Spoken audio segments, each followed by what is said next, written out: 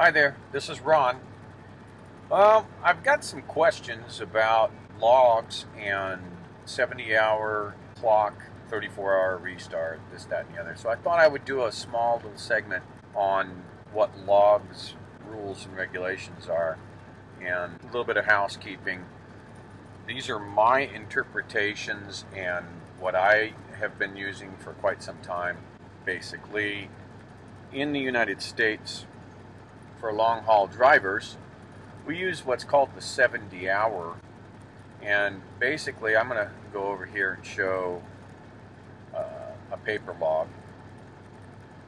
And over here on the recap, I'll go down and go over this recap. And in fact, I'll back it up so that we can actually see what happens here. Let me back it up several days.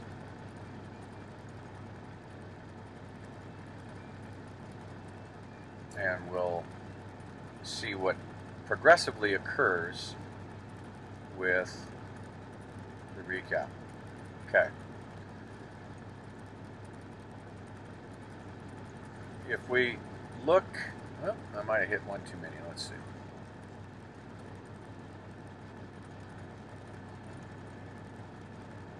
So we'll bring it back up. There we go. Notice we're all zeros here on the recap. Basically what this has done is down here, available hours today, subtract row 8 above from 70. You see 70 hours. That means that I've got a fresh week starting off. I started off in Reno, Nevada, picking up my load, drove over to Sparks, got fuel. I spent a little bit of extra time there, and then started driving, shut down in Mill City.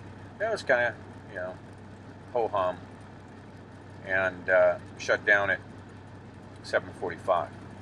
Anyway, this was the beginning of my drive week after doing a reset of 70 hours.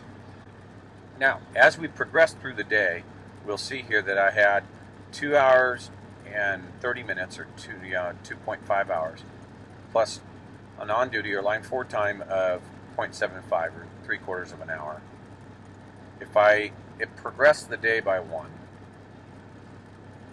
okay, we now see that 3.25 hours from the prior day is listed on line 7 here. Now, each and every day, this will move up 1, that 3.25. And the current day, for instance, 8.5 plus 0.25, which is 8.75, will now land on line 7, and this will be bumped up to line 6. And each of those days, when you tally up this whole column here and you tally it into line 8 here, as we see, each day we add, we'll bump this line up as well, this number up, and reduce it from our 70, leaving us this many hours to drive for the week.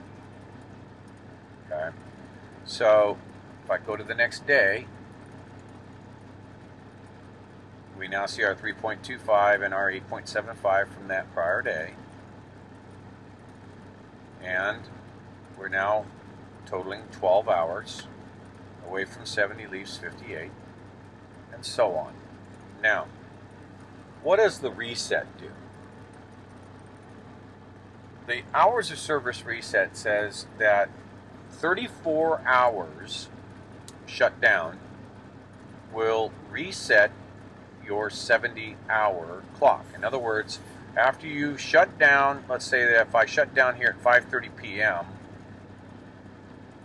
then the next day at 5:30 it would be 24 if I'm not driving.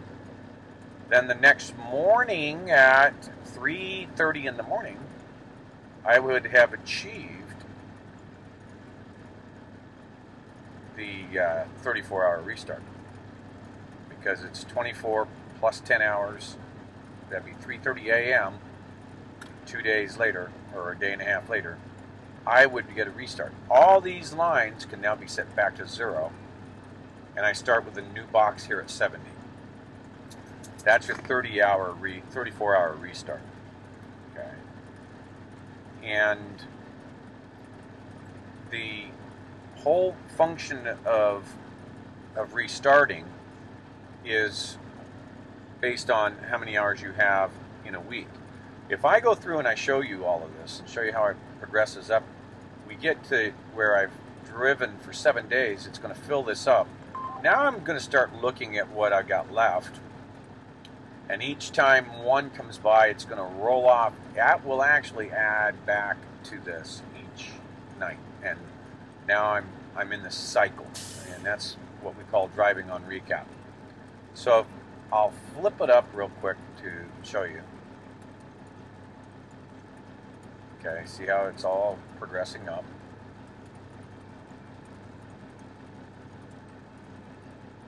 One more. All right. There's our 3.25, which started down here on 7. I have 14.5 hours left in my 70.